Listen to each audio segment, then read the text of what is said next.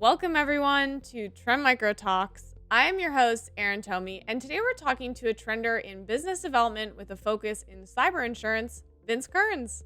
Vince, how are you doing today? Erin, I'm doing excellent. How are you doing? I am doing very good. I'm excited for our chat, and I would love to start with you sharing a bit about your role here at Trend Micro. So, for the last 9 months or so, we identified an area that Trend really hasn't participated in around cyber insurance, and so really trying to figure out how this industry is impacting our customers' buying behavior and what can we do about it proactively, reactively, and really just enable our customers to be in the best position possible when it comes to getting a cyber insurance policy. Pretty exciting stuff. Well, Vince, I've worked at Trend Micro for almost 5 years now, and I would say I only started hearing cyber insurance come up in the last one or two. Can you just give us an overview of what cyber insurance is and why it's become more of a buzzword lately?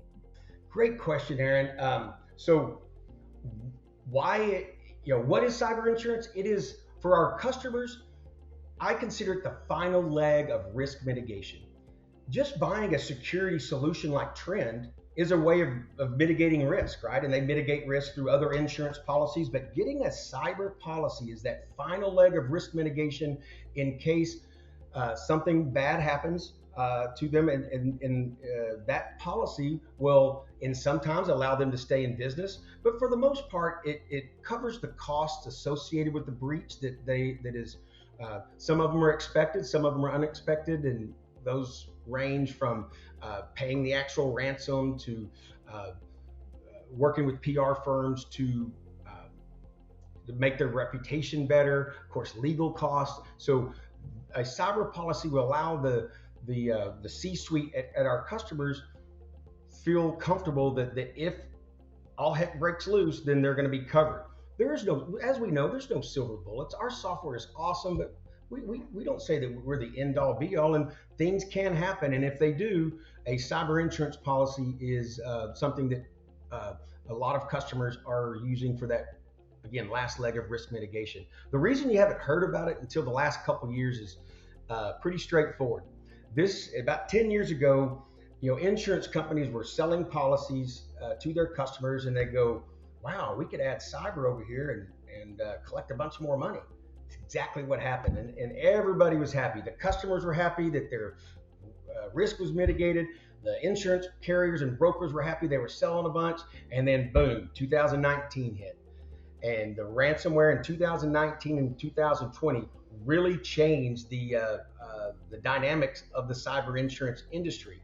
They blew through loss ratios because of the just claim after claim after claim, and they didn't know what to do about it. And so what they do about it is raise the premiums, lower coverage, and what we're starting to see is now that they're actually making customers go through more detailed analysis of their security posture, and that's exactly where Trend fits in. Is that we are able to help our customers understand the security posture and the controls that are required from the carriers, and help them navigate those waters, because we're security experts, and we're there to, as their techie friend, to help them navigate these waters and get the right policy for them at the right cost.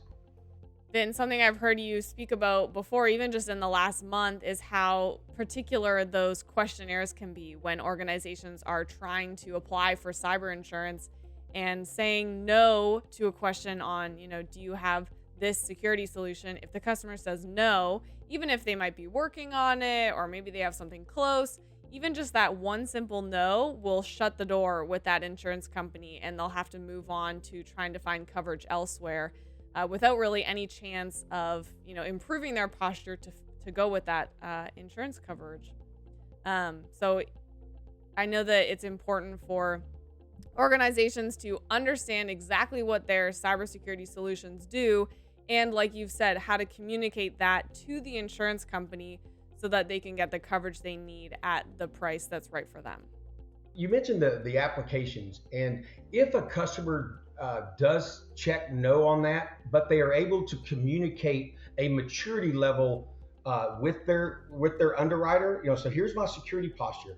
Here's a couple of gaps, but we are working to close those gaps. And if they show cybersecurity maturity, the underwriters are much more understanding, and they may not give them a preferred price, but at least they know that the risk that is out there is being mitigated. They have a plan, and that's where insurance companies today are really looking for an ongoing assessment of the risk.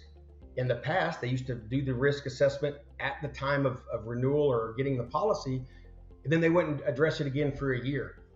Now they're looking for ways in which they can continue to monitor the risk, and we're working with the product teams to, again, help our customers have those conversations. And so, pretty exciting stuff to be able to jump into this ecosystem that we haven't participated in, and really make some waves, because we have a wonderful message for the carriers, for the brokers, and the IR firms, and they just haven't heard it yet.